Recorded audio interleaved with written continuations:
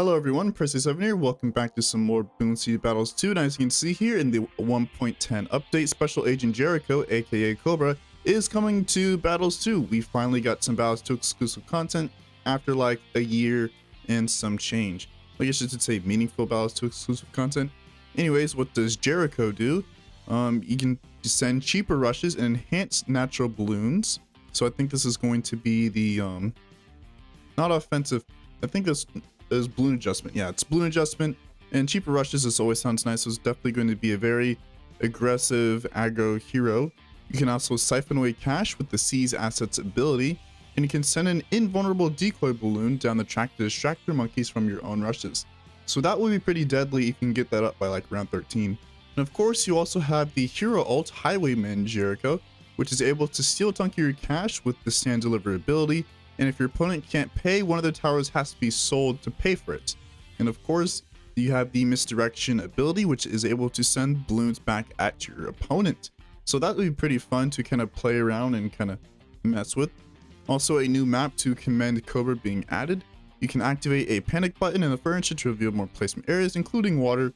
You can also hit the alarm to open a secret passage on the opponent's side, letting balloons take a shorter path towards the exit. So that will be pretty deadly to kind of pull off in games. There's also some season 12 cosmetics, standard stuff pretty much. Also accolades, that's a new thing that's being added. It's basically collecting achievements by reaching certain milestones. You can show them off like medals. You can unlock accolades or secrets, so you lock them all. Can you find them all? Probably not. I mean, you can probably find this information on like the Bloons wiki like 2 days after the update drops. Anyways, Thin Ice is no longer in Hall of Masters. I guess this is fair.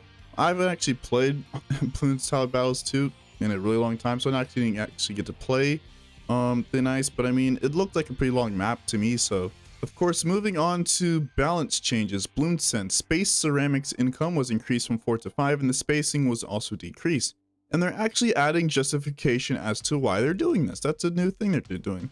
So basically, Space Ceramics really get sent as an effective rush, so we have improved the efficiency and made them slightly more dangerous.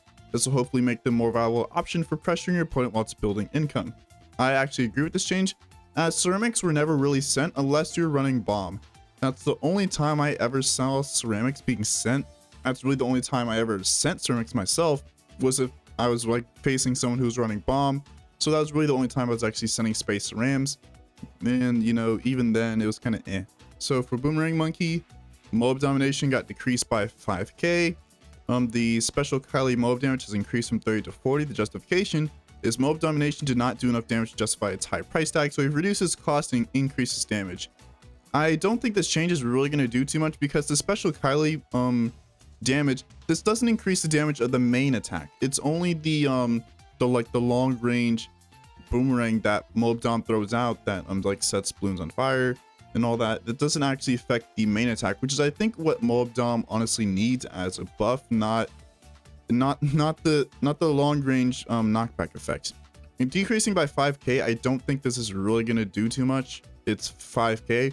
Like if you can afford 60k, like if you can afford 55k, you can probably afford 60k. So I mean, I don't really think that's gonna be that's not a drastic enough change to really justify kind of reducing its cost. All right, moving on to the Sniper Monkey, full auto rifle bonus mob damage was increased from 1 to 2, and Elite Defender remains at 2.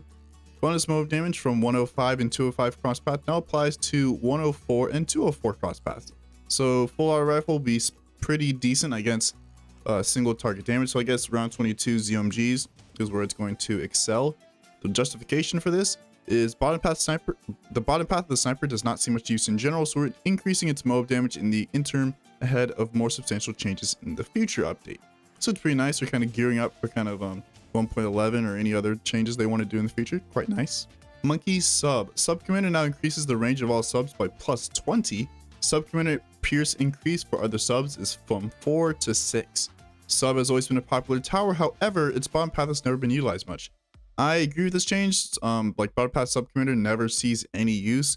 The only time I ever see Sub Commander use is if it's paired with preemptive strike to increase the mob damage of the missile that shoots out like every mob class balloon on the screen. And so I do agree with this change, so that way Sub Commander can kind of stand on its own. I don't know if this is really going to be enough to be able to have Sub Commander be, I don't know, I guess used. I guess maybe round 22, round 24, ZOMG all outs could maybe be where Sub Commander is, but I mean, I don't really know. Overall, I mean, it's a nice change. I do like their buffing underused towers. So, Monkey Buccaneer. Aircraft carrier missile damage was increased from 15 to 20. And the damage type is unstoppable. This is basically the normal damage type of Battles 2. Basically, this just means that it's able to hit every single balloon type, including DTs, if, you know, the DTs are revealed, or the aircraft carrier can see camo. Carrier flagship, the missile damage increased from 50 to 60. Justification is Buccaneer has shown to be a useful tower for its money generation and early game popping power, as well as its easy mob defense with stability. However, it felt lacking in general late game damage, therefore we buffed its top path. I do agree with this. The only kind of way I've actually seen like boat be used for late game is like Boat Ice Farm or Boat Ice Village, basically just combining it with like a damage adder like ice. And even then, I think Boat Ice Farm kind of fell out of relevancy in kind of recent times. I'm not even sure if Boat Ice Farm was even relevant, but it was pretty fun to do. But hopefully this will make it so that way like boat can actually be semi-decent late game. I don't think it's going to be like the best late game. It's not like Super Monkey or anything, but even still, it is still nice that they are kind of puffing other towers to have like some viability late game. Wizard Monkey. Necromancer, a max graveyard capacity was decreased from 500 to 450. Pirate Lord remains unchanged. Summon Phoenix, the Pierce was decreased from 10 to 8 of the Phoenix attack.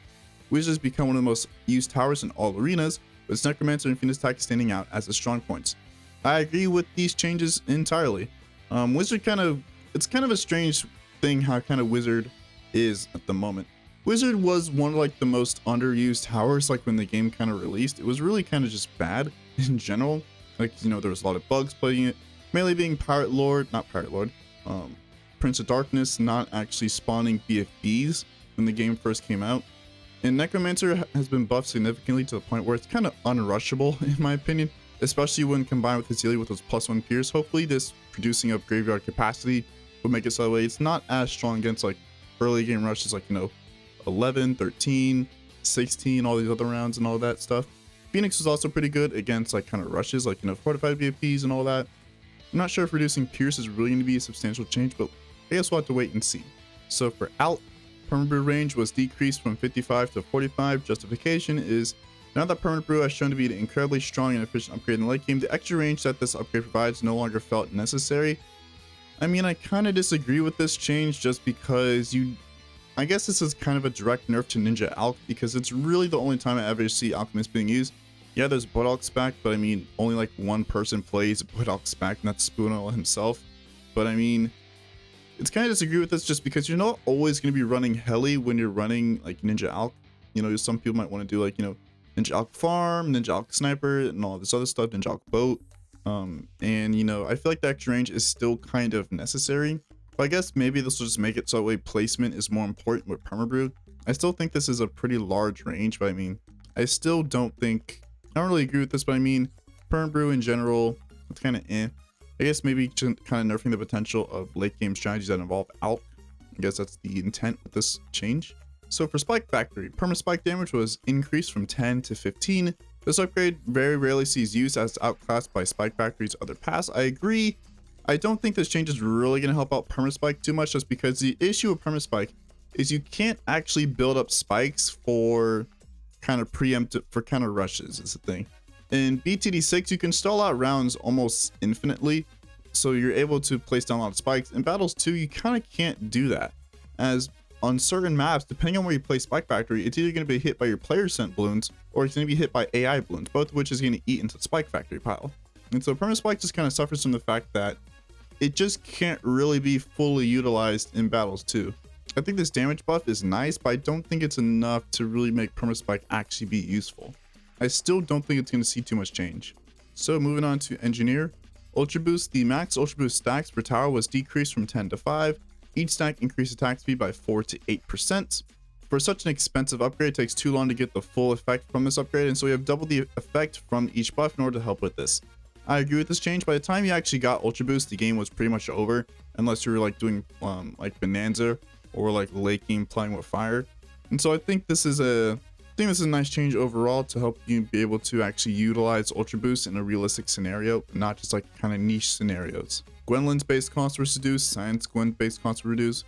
The justification for this is we reduced Gwendolyn and Science Gwen price in a previous update. However, it did not have much effect. Therefore, we are reducing it again to encourage them to be used more often. Sentai Churchill, level 3 high energy shells ability to increase attack speed by 50 to 45%. Sentai Churchill is proven to be one of the strongest and most popular heroes in Hall of Masters, so we're giving it another small nerf to bring it more in line with other heroes. I find this change interesting because they didn't actually change level 10. I think level 10 Sentai Churchill, is really where most of Sentai Churchill's power comes from.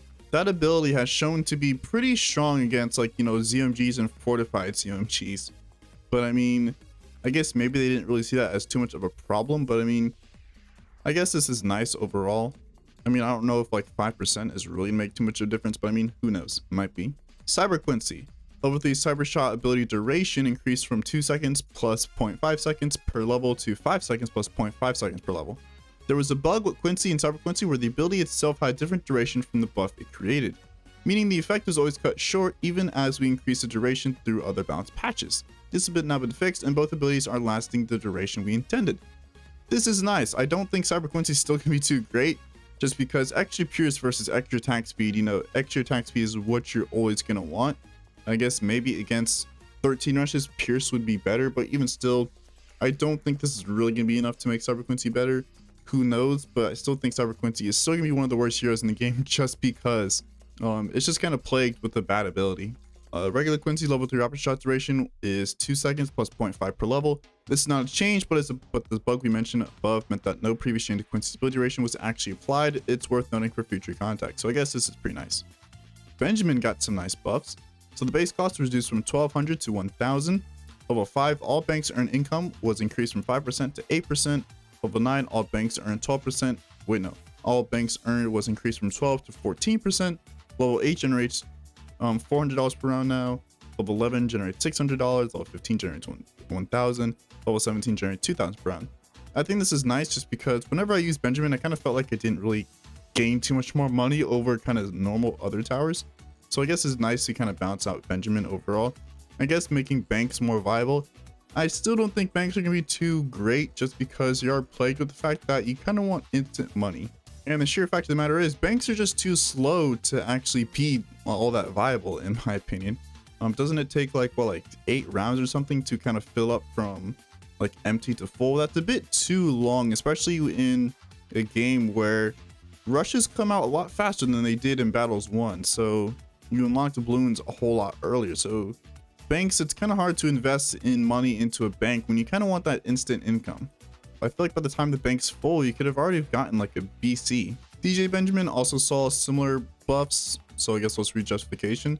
Benjamin and DJ Benjamin do not seem as much use recently. We have made it easier to place Benjamin early on and improved his buff to banks to allow for more potential for them to be used in combination with him. Furthermore, his income generation did not feel significant enough of much of an impact, so he increased his income amounts at later levels. Yeah, this is basically what I said earlier. Whenever I used Benjamin, I just didn't really feel like I was gaining a whole lot extra income. It just wasn't something I felt like I kind of noticed whenever I used Benjamin or DJ Benjamin. I was just kind of like, I didn't really feel like I was gaining too much extra cash. I still felt like I was trapped on cash. So of course we have the bug fixes going on, and well, that's it. So of course, you know, this is a pretty exciting update to kind of Battles 2. Special Agent Jericho being the kind of main star of the show. The patch notes was all right. It's kind of, I guess, middle tier of patch notes that were going on. But I will actually be streaming on Twitch whenever this upgrade drops, just because I am kind of curious to see how Jericho will play out, especially his ult, being able to kind of force people to sell their towers that they bought, which is kind of cruel, but I guess it's their fault for not paying attention. So if you enjoyed the video, you know, like, comment, subscribe, and join the Discord. Link is down below in the description. Also, if you want to check out my streams, be sure to head over onto my Twitch channel. Link to that is also in the description. And if you don't actually want to go see the whole entire stream, or you kind of want to watch certain sections of the stream, I do have a VODs channel, More Person 87. Go check that out as well. And I will see you all when Battles 2 drops. This is going to be pretty exciting, and I'll see you all in the next video. Have a nice day.